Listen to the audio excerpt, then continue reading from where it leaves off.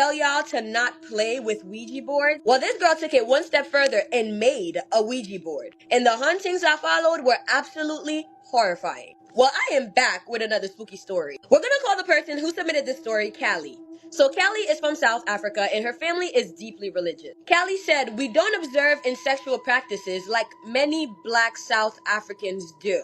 So in 2020, just before the COVID lockdown, Callie just started working and got really into watching Ouija board videos on YouTube. One day, out of boredom, Callie made her own Ouija board on a piece of paper. She tried playing it, but nothing happened. So she shoved it inside of a book and hid it under her mattress. And she had to hide it because she knew her parents would never approve of this. So fast forward months later, her then girlfriend, who was a muscular stud, started sleeping over. Her parents never acknowledged their relationship, but it was obvious. So one night, after they had a few drinks, the girlfriend tells Callie that she started growling like an animal. She said her eyes looked hollow, as if something else was in control. Callie then picked up a stereo and tried to hit her girlfriend with it. Her girlfriend ran to wake up her parents, and her parents came and somehow were able to snap Callie out of whatever that was. But Callie said, but whatever had taken over her, it never really left.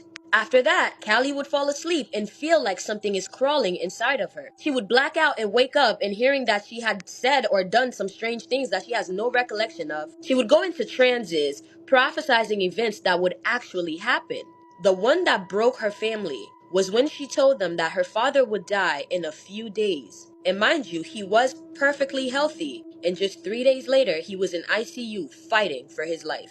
Callie's mental state declined fast. She was losing her grip, and some relatives believed that she was meant to be a sangoma, a traditional healer, but that didn't make sense to her. Her parents were religious, and so was she. Needless to say that Callie was terrified. She then remembers her Ouija board that she had hidden under her mattress all that time. The one that she made, shoved under her bed, that she's been sleeping on top of for months. And she said that her room was the place that she felt the most haunted. She said one night she took it out, walked into the veld, and burnt it. And after that, the presence left.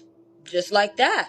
But Callie never told her parents. And to this day, some of her family still believes that she has a calling to be a sangoma. But Callie says, "I wonder, did I invite something in that night I made that board?" Thank you so much for submitting your spooky story. If you have a spooky story that you want me to tell, feel free to DM it to me either on TikTok or Instagram. You'll find my Instagram at the top of my page on my bio. There's also my link tree there, and you'll find my merch. Cop you some merch. Follow me here on TikTok if you haven't already, because what are you waiting for? Subscribe to my YouTube channel for longer, better, and spookier content. I say at the end of every single video, I love you, my abducted humans, from your favorite Asian homegirl.